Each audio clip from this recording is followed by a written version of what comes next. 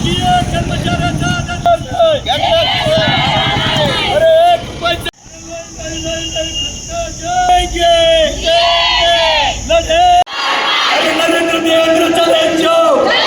माझं नाव शीतल नंदकिशोर थोरवे, मी घोटाणे येथे कार्यरत आहे आशा स्वयंसेविका म्हणून। आमचे 5-6 महिने झाले आमचं मानधन दिलेलं नाही आहे आणि सगळ्या आशा मानधनावरच आहे।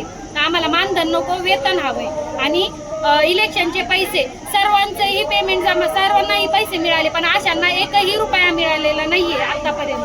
तर आम्हाला इलेक्शनचे पण ही पैसे मिळाले पाहिजे, 5 महिन्याचं मानधनही आमच्या खात्यावर तात्काळ वर्ग करण्यात आलं पाहिजे। अन्यथा आम्ही 20 तारखेपासून सर्व आशा, पूर्ण महाराष्ट्रातल्या आशा बेमुदत संपावर जाणार आहे, जोपर्यंत आमच्या मागण्या मान्य होत नाही तोपर्यंत। आणि आम्हाला मानधन न देता वेतनावर रुजू करावं ही अशी शासनाला आमची विनंती आहे।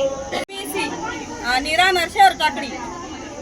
मी 2009 पासून मी नियुक्त झालेले आहे। मी आशा कर्मचारी आहे, कारण माझे मानधन तटपुंज असल्यामुळे माझ्या घरच्यांना जे पगार हवायचा तो असा पगार नाहीये मला।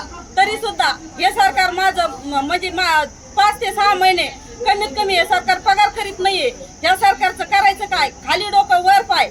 पण तुम्ही वर पाय म्हणताय समजा, पण तुम्हीच लाडक्या बहिणींनी सरकारला निवडून दिलं ना। जरी लाडक्या बहिणी असलो तरी आम्हाला आत्ताचा आमचा या वर्षाचा आम्ही लाडक्या बहिणीचं आमचं काही येत नाहीये, कारण आम्ही कर्मचारी असून आम्हाला कर्मचाऱ्याचा दर्जा सुद्धा येत नाही। आणि नवीन सरकार आल्यापासून आम्हाला दर महिन्याला आणि 2 महिन्याला सुद्धा पगार होत नाहीये। आमचं मागचं सरकार सुद्धा आम्हाला चांगलं होतं, पण 1 ते 1 तारखेला आमचा पगार होत होता।